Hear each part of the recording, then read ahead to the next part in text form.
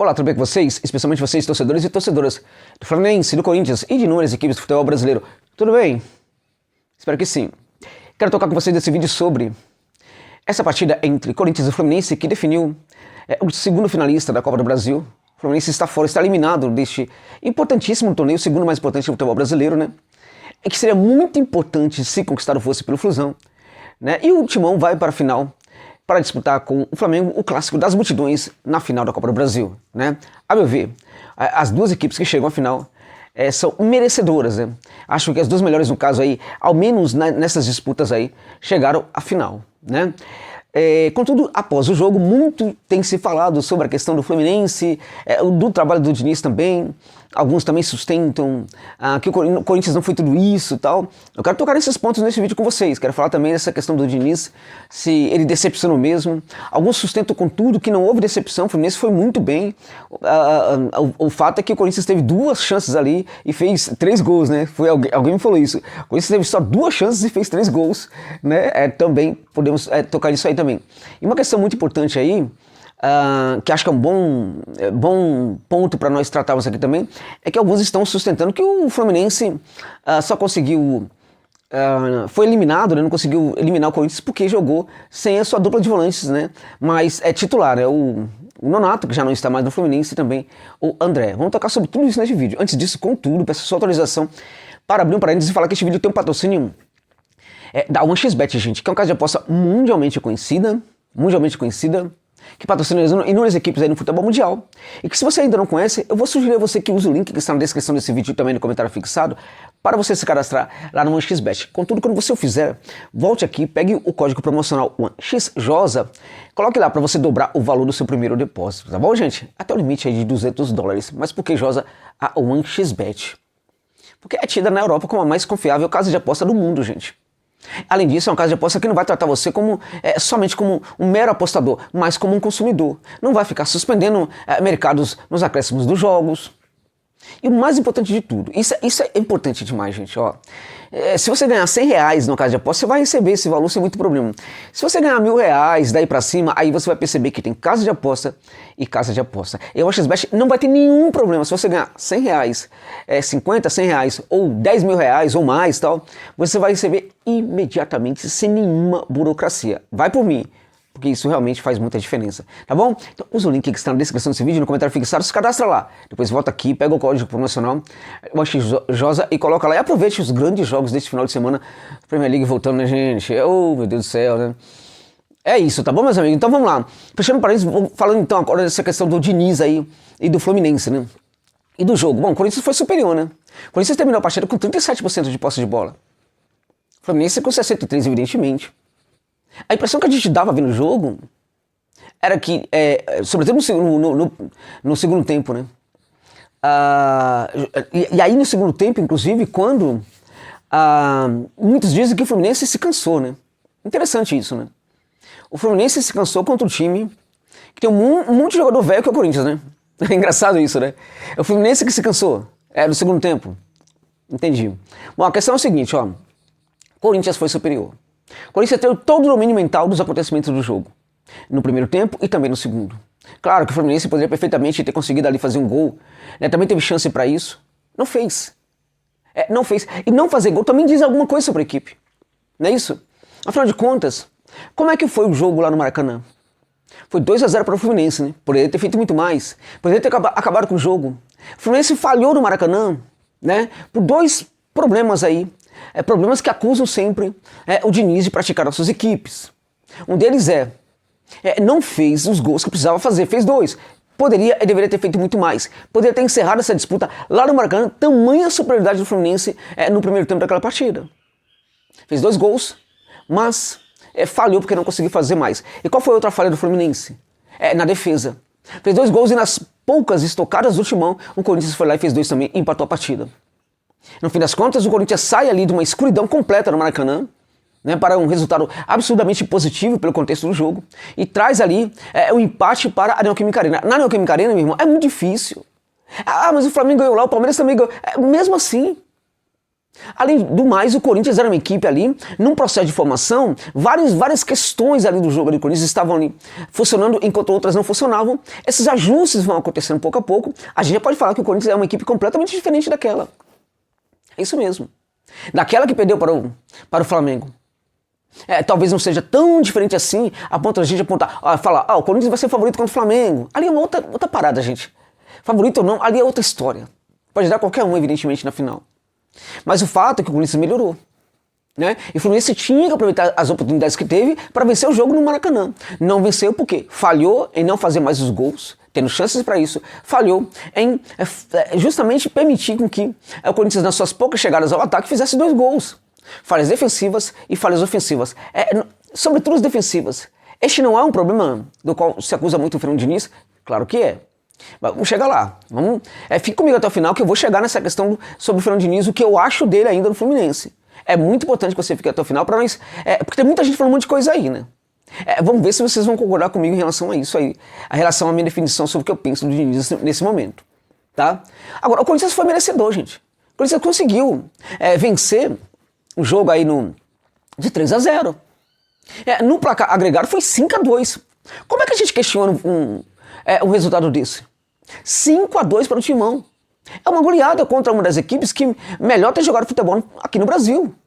Não é isso? Que está muito bem no Campeonato Brasileiro, vem de uma temporada boa, né? E é uma equipe que ainda, vamos lá, né? Matematicamente tem chance de título também. Como é que nós vamos falar, por exemplo, que essa equipe é horrorosa tal? Não, não é. Uma boa equipe de futebol, muito boa equipe de futebol, joga um belo futebol. Mas perdeu de 5-2. Por quê? Porque a gente tem uma tendência a olhar e ser muito mais generoso com o tipo de jogo praticado pelo Fluminense do Diniz do que o tipo de jogo praticado pelo Corinthians. É mais ou menos, guardadas as devidas proporções, né, parecido com um olhar bastante depreciativo que se faz para o jogo praticado pelo Palmeiras. Um jogo horroroso, o time horrível, time não sei o quê. Você vai olhar para os números do Palmeiras do campeonato, são os melhores do ponto de vista do ataque, da defesa, do número de vitórias, do número de derrotas, tudo. Saldo de gols é o melhor em tudo. Né? Então, mas é um jogo horroroso. Quando você olha taticamente para o jogo, quando você olhar, consegue entender um pouco mais do que acontece dentro de campo, do ponto de vista tático, do deslocamento do jogador, posicionamento, reposicionamento, transições, ocupação de espaço, frustração de criação de linha de passe, pressão sobre o adversário, pressão sobre a bola, né? A capacidade de uma equipe, por exemplo, de tirar a bola da zona de pressão, tudo isso, gente. A gente vai perceber que o jogo como o do Corinthians não é um jogo feio. É um jogo também muito interessante. E foi um pouco de tudo isso que o Timão praticou, sobretudo nessa segunda partida. E o detalhe interessante é que o Corinthians melhora à medida que o Vitor Pereira começa a ter o quê? Tempo para treinar. É isso mesmo. Ele começa a ter tempo para treinar. E alguns jogadores também vão pouco a pouco se recuperando fisicamente também. Esse Corinthians que jogou contra o Fluminense foi uma equipe devastadora do ponto de vista, por exemplo, de conseguir marcar a saída de bola do adversário. E uma das questões importantes do jogo do Fluminense do Diniz é a saída do fundo. Isso já era uma questão no São Paulo muito, também criticada, porque lá o Diniz não conseguia fazê-la muito bem. Havia uma questão naquele jogo do São Paulo praticado, que o São Paulo praticava sob o comando do Diniz. Né? A equipe tentava fazer uma saída limpa do fundo, ela não conseguia funcionar. Né? Por quê? Porque na verdade assim, havia uma marcação muito forte aos jogadores receptores de passe ali no espaço futuro. Então o que acontece? O jogador ia haver também uma pressão, muitas vezes uma pressão e uma marcação sobre os jogadores que se deslocavam, por exemplo os laterais, que se deslocavam até a linha de meio de campo. Isso obrigava aquele jogador que ficava a fazer a saída a ficar, enfim, ter que conduzir a bola. Essa bola acabava no Luan, né? E o Luan era um bom condutor de bola. Então, para ele virou a bola de segurança da saída do Diniz ali do fundo. Razão porque o Luan teve uma boa temporada no São Paulo naquele momento ali, porque ele era um cara que conduzia muito bem a bola. Era muito difícil tomar a bola dele. E aí ele acabou tendo uma temporada muito, muito interessante no São Paulo. Né? Mas o fato é que o Diniz falhava na saída do fundo ali.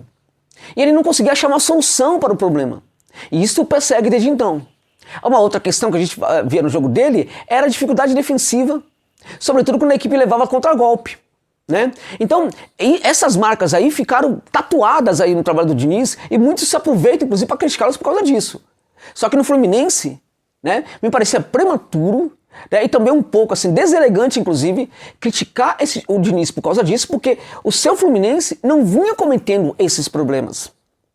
Só que nos últimos jogos isso vem acontecendo. né? Nessa partida contra o Corinthians, o que a gente viu é que a marcação muito forte, a saída de jogo do Fluminense, deixa o Fluminense sem ação. O Fluminense precisou fazer o quê? Dar o chutão. E quando deu o chutão, o que aconteceu? Não tinha ninguém lá para receber essa bola.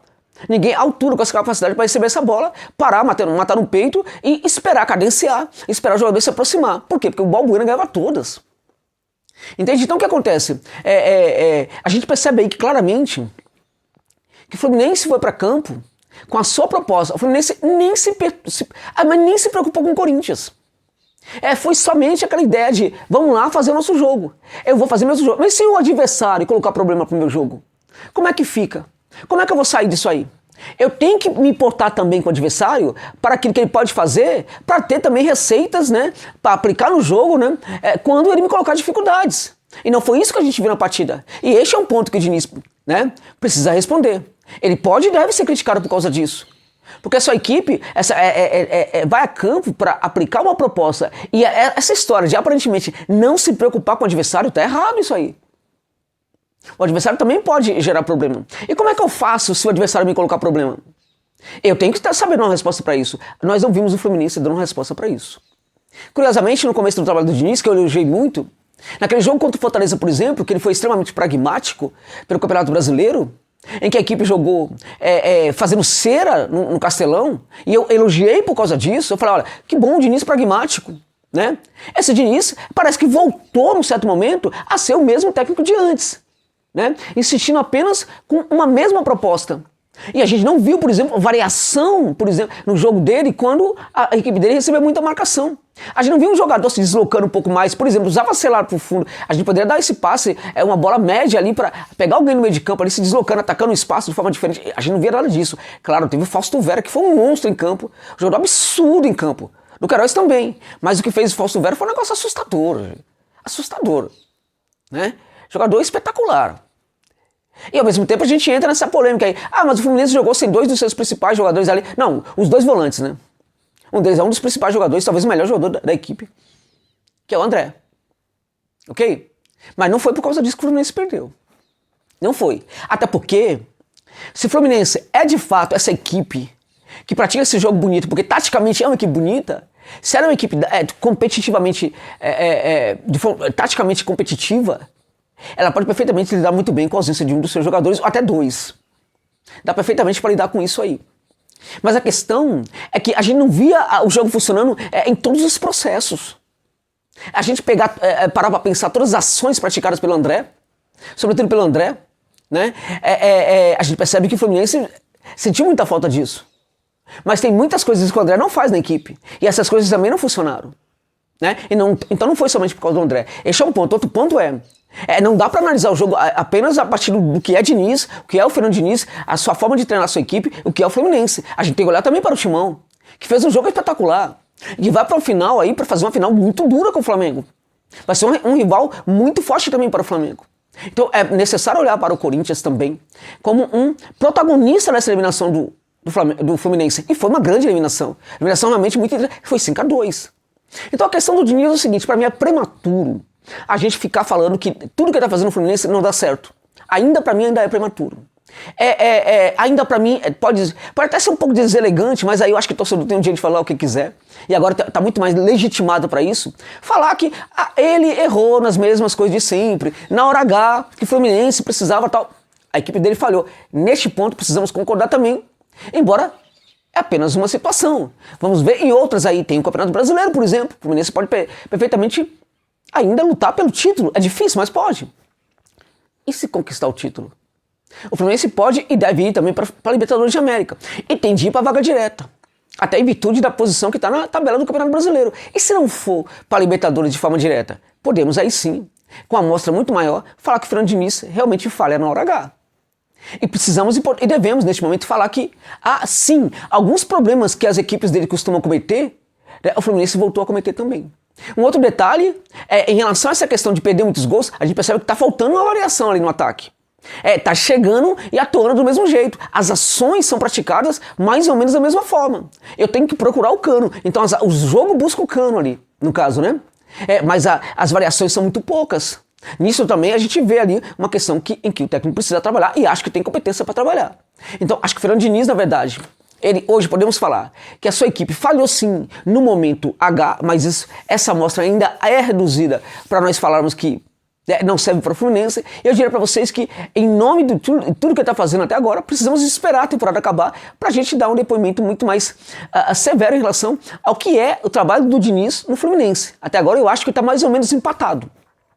Ele pode ainda vencer essa parada aí, mas infelizmente alguns erros podem perfeitamente pressioná-lo neste momento, porque muita gente vai lembrar disso aí. Vamos ver como é que o técnico do Fluminense vai se livrar desse problema. É isso.